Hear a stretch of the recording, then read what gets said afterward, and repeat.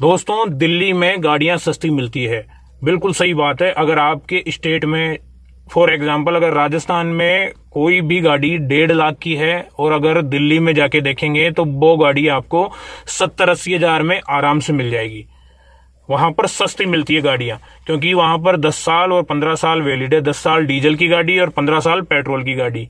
इससे ऊपर वहां पे गाड़ियां बिल्कुल रोडों पे नहीं चल सकती, तो वो वहां पे सेल हो जाती है, तो सस्ती रेट में मिलती है। तो कई मेरे भाई अब ये पूछते हैं कि दिल्ली में गाड़ियां सस्ती मिलती है, ये बहुत बढ़िया बात है, पर वहां से अपने स्टेट में गाड़ी लेने का, खरीदने का क्या प्रोसेस है, क्या क्या डॉक्यूमेंट्स लगेंगे, कितना टैक्स लगेगा, तो उसके बारे में मैं पूरी स्टडी करके आपको पूरी नॉलेज दूंगा। वीडियो बिल्कुल मत छोड़ना, A to Z शुरुआत से लेके और लास्ट तक 8 पॉइंट मैंने बनाए हैं। इन सबको अच्छी से सुन लीजिए, अच्छे से नोट कर लीजिए। उसके बाद बेफिक्र होके आप दिल्ली से गाड़ी ले सकते हैं, कोई दिक्कत नहीं आएगी, कोई आपके साथ फ्रॉड करने वाला नहीं है। दोस्तों, अगर आप दिल्ली से कोई भी गाड़ी ले रहे हैं तो आपको क्या क्या डॉक्यूमेंट्स चाहिए, ये इसमें मैं पूरे लिख रखा हूं दोस्तों।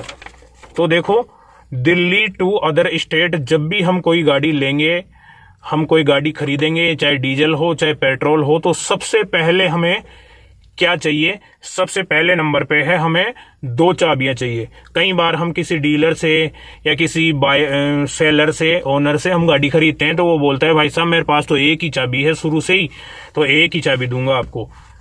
ऐसा बिल्कुल नहीं, आपको 2 चाबी लेना है। अब आप बोलोगे यार चाबियों का क्या इश्यू है, चाबी से क्या मतलब है, आप कैसा पॉइंट बता रहे हो? तो दोस्तों, जब भी हम इंश्योरेंस का क्लेम उठाते हैं ना, तो इंश्योरेंस वाले अड़ंगा फंसा देते हैं कि इसकी दूसरी चाबी कहाँ है, दूसरी चाबी लाओ तब आपका इंश्योरेंस क्लेम उठेगा। और अगर आप बोलते हो कि दूसरी चाबी तो मेरे पास थी नहीं, तो आपने FIR क्यों नहीं करवाई जब आपको दूसरी चाबी नहीं मिली? दूसरी चाबी के बिना आपका कोई इंश्योरेंस क्लेम नहीं होगा। इसलिए आपको सबसे पहले तो 2 चाबी लेनी है। ये बेसिक सा पॉइंट है लेकिन बहुत इंपॉर्टेंट है। 2 चाबी लोगे, उसके बाद सेकंड नंबर पे आपको डॉक्यूमेंट्स लेने हैं। डॉक्यूमेंट्स में देखो क्या क्या चाहिए होगा आपको। एक तो RC चाहिए ओरिजिनल, फिर इंश्योरेंस चाहिए। इंश्योरेंस की कॉपी भी आजकल ऑनलाइन चलने लग गया, तो कॉपी भी ले सकते हैं, कोई दिक्कत नहीं है। उसके बाद पोल्यूशन चाहिए, पोल्यूशन सर्टिफिकेट, जो पुरानी गाड़ी का कम से कम 3 महीने तक वैलिड होता है, तो वो पोल्यूशन चाहिए आपको। फिर ID चाहिए सेलर की, जो बेच रहा है उसकी ID चाहिए, जिसमें आधार कार्ड होना चाहिए और पैन कार्ड भी होना चाहिए, दोनों की फोटोकॉपी। ये चीजें होनी चाहिए, ये कागज आप ले लोगे। उसके बाद आप फिर क्या करना है, फिर सेल लेटर कौन कौन से चाहिए? देखो, सेल लेटर आपको चाहिए एक तो 29 नंबर फॉर्म और एक 30 नंबर फॉर्म। ये 2 फॉर्म आप जो सेलर है उसके सिग्नेचर करवा के अपने पास ले लोगे। और एक फॉर्म 28 नंबर वो डीलर ले लेगा, मतलब वो 28 नंबर जो बेचने वाला है वो लेगा और 29 और 30 नंबर जो खरीदने वाला है वो लेगा। अब आप पूछोगे कि 28 नंबर वो लेगा तो क्या करेगा, उसका क्या काम आएगा? दोस्तों, जब भी हम अदर स्टेट से कोई भी गाड़ी लेते हैं तो उसकी NOC निकलवानी पड़ती है वहां के RTO से। भाई NOC होती है, NOC का मतलब होता है कि अगलों को कोई आपत्ति नहीं है आपको देने में, है ना।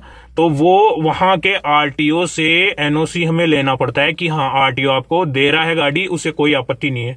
तो NOC के लिए अप्लाई करेगा, वो 28 नंबर फॉर्म लगाएगा, आपकी ID लगाएगा और वहां पे RTO में जमा करवाएगा। फिर 8-10 दिन में वहां से NOC निकल के आपके पास आएगी, या कई बार हैंड टू हैंड भी आ जाएगी, तो वो NOC भी आपको मिलेगी, है ना। अब देखो कौन कौन से डॉक्यूमेंट्स हो गए आपके पास। 29 फॉर्म, 30 फॉर्म, NOC हो गई, और RC, इंश्योरेंस, पोल्यूशन, और जो बेचने वाला है उसके आधार और पैन, ये सब हो गए। ये करने के बाद सेलर की एक एफिडेविट बनेगी, सेलर से गाड़ी ले ली है और पूरा पैसा दे दिया है, और पूरी जिम्मेदारी आज के बाद मेरी है, मतलब जो खरीद रहा है ना उसकी पूरी जिम्मेदारी हो जाएगी। ये एफिडेविट बनेगा एक, दोनों के साइन होंगे उसके ऊपर। उस दिन के बाद से वो गाड़ी आपकी है। कुछ भी एक्सीडेंट कुछ भी होता है तो आपकी जिम्मेदारी है, बेचने वाला पूरी तरह से फ्री है। ऐसा एक एफिडेविट बनता है, उस पे दोनों के साइन होते हैं, काम खत्म। फिर 10 से 15 दिन बाद NOC आ जाती है उसकी। कई बार जल्दी भी आ जाती है, कई बार 8-10 दिन भी लग जाते हैं। तो NOC आने के बाद हम उस गाड़ी को अपने राज्य में ला सकते हैं। उससे पहले उस गाड़ी को हम नहीं ला सकते। ये डॉक्यूमेंट्स होंगे आपके पास और वो गाड़ी आपके कब्जे में होगी, मतलब उसी जगह होगी, लेकिन चाबी वगैरह सब आप रखोगे। चाहे तो आप पार्किंग में लगा सकते हो गाड़ी को, अगर आपको सेलर पे विश्वास नहीं है तो। और 10 से 15 दिन बाद आपको पूरी स्वतंत्रता है कि उस गाड़ी को लेकर आप अपने राज्य में आ सकते हैं। फिर क्या करोगे, देखो अपने राज्य के आरटीओ में आपको देना है। क्या क्या देना है? जो एनओसी मिली है जो दोगे, 29 और 30 नंबर फॉर्म दोगे, आरसी ओरिजिनल, इंश्योरेंस की फोटोकॉपी, पोल्यूशन और आईडी सेलर की, जो बेचा है उसकी भी आईडी और जो खरीदा है मतलब आप खुद की भी आईडी दोगे, क्योंकि जो भी प्रोसेस होगा ना वो आपके ही नाम पे होगा, तो आपकी भी आईडी लगेगी। ये सारे कागज देने के बाद, और आईडी में आधार और पैन दोनों लगेंगे, दोनों के दोनों लगेंगे, है ना। ये होने के बाद आप गाड़ी, ये सारा प्रोसेस करके और फिर आप उस गाड़ी को अपने घर ले जा सकते हो। फिर आपको लगभग 15 से 20 दिन लगेंगे। और हाँ, इतना सब करने के बाद आपको टैक्स जो जमा करवाना है, वो टैक्स क्या जमा होगा। अब कई भाइयों का ये भी क्वेश्चन रहता है कि भाई साहब कितना टैक्स जमा होगा, ये तो बताओ। तो ऐसे मान लो कि आपने कोई भी गाड़ी खरीदी, कोई 15 साल, क्योंकि जब भी नई गाड़ी कोई खरीदता है तो उसका 15 साल का वो टैक्स जमा कराता है पेट्रोल की गाड़ी का, और 10 साल का टैक्स जमा करवाता है डीजल की गाड़ी का। तो मान लो अगले आदमी ने उसका 15 साल का टैक्स जमा करवा दिया और आप उस गाड़ी को 10 साल बाद खरीद लिए, तो बचे कितने? 5 साल। तो 5 साल का जो टैक्स है ना वो आपको जमा करवाना होगा। ये प्रोसेस है। और उसके बाद वो टैक्स जितना भी बचा हुआ होगा, मान लो 1.5 लाख रुपए उसने नई गाड़ी 5 लाख की खरीदी थी, उस टाइम पे 1.5 लाख जमा करवाए थे और आपने 10 साल बाद ले लिए, तो आपको बचे हुए 50,000 जमा करवाने होंगे। ये प्रोसेस होता है, इसका इतना टैक्स लगता है।